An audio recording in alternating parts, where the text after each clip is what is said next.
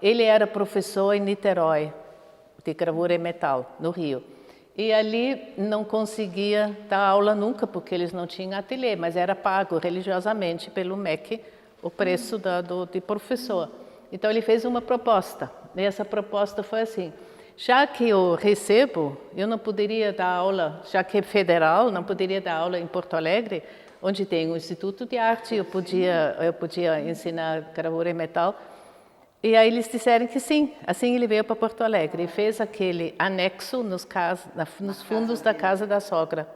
E aí, nesse meio tempo ali, eu convivi com ele quase que diariamente, porque ele não tinha ninguém, não tinha viva alma.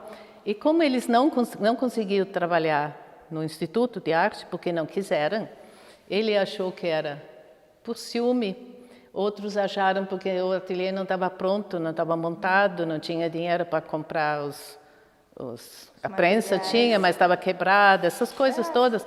Aí tinha uma professora, que eu não me lembro o nome dela, que frequentava o ateliê dele junto com o Coronel Orfeu. Essa professora disse assim: Eibere, vamos dar um jeito nisso. Se os livres não te querem, tu vais dar aula no presídio.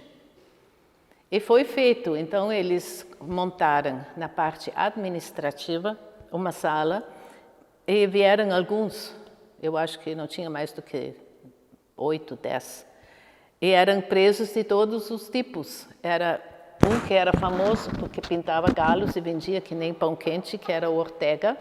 E tinha também um bonitinho, mais simpático de todos, que era o do crime da mala, que tinha esquartejado não sei quem e jogado no Guaíba, mas ele era... Ninguém dava uma coisa dessa para essa pessoa tão assim, simpática e tal. Mas essa coisa no presídio, isso era uma ficção científica, porque não dava acesso ao sistema terrível que tem no presídio, não aliviava nada. Era uma meia dúzia de gato pingado na sala da frente que se olhava para a rua e que...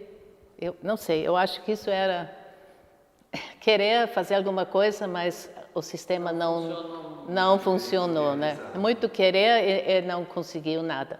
E nós fizemos uma exposição na Assembleia, no saguão da Assembleia, onde foi muito badalada essa exposição. Eu acho que se tu fuça lá, tu vai descobrir. Bom, quando ele foi embora, eu fiquei mais um ano, aí terminou o doutor Aguiar, veio outro superintendente e disse: pintar é só o que faltava, tem mais que aprender a fazer sapato. Aí sim terminou, né? Mas naquele ano foi feita uma peça de teatro, o Iberê pintou um gigantesco painel, muito lindo, por sinal, muito maravilhoso, numa fase dele abstrata. E daí ele entrou com essas figuras. Então nesse painel entraram figuras humanas de uma maneira inesperada, porque ele estava numa fase abstrata, né? Completamente abstrata.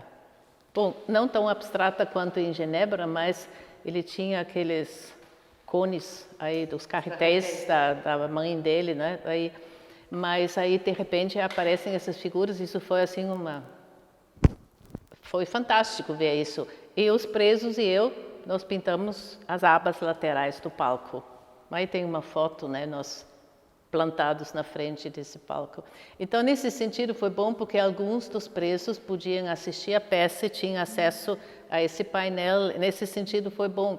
Mas as galerias, eles nos mostraram as galerias bem no início, mas só da grade para dentro. Isso era uma coisa horrorosa. E aí era um pinguinho de água numa pedra quente, aquela aula de pintura, né?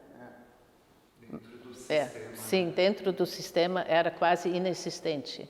A não ser a tal da peça, eu não sei quantos tinham acesso, porque eu acho que o teatro não era tão pequeno. Aí eu acho que, mas não de fazer. Fazer era uma meia dúzia.